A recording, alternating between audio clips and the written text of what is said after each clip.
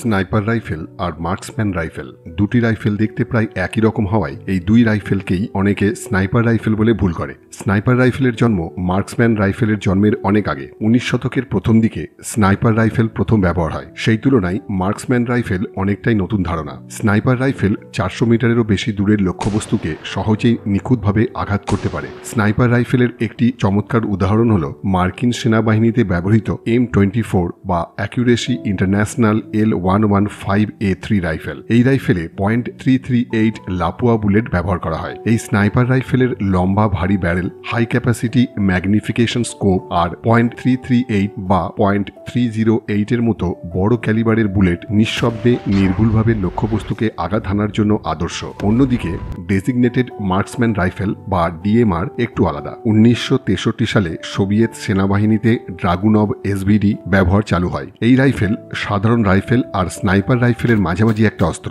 আধুনিক DMR হল mark 14 EBR বা জার্মানির তৈরি G28। এগুলি সেমি অটোমেটিক আর 5.56 mm বা 7.62 mm বুলেট ব্যবহার করা হয়। DMR রাইফেল 600 মিটার পর্যন্ত দূরের লক্ষ্যবস্তুকে নির্ভুলভাবে আঘাত করতে পারে। DMR রাইফেল সহজে ব্যবহারযোগ্য, দ্রুত গুলি ছোড়া যায় আর এই রাইফেল সাধারণ সৈনিক সহজেই ব্যবহার করতে পারে। স্নাইপার রাইফেলের মতো বিশেষ প্রশিক্ষণের প্রয়োজন হয় না।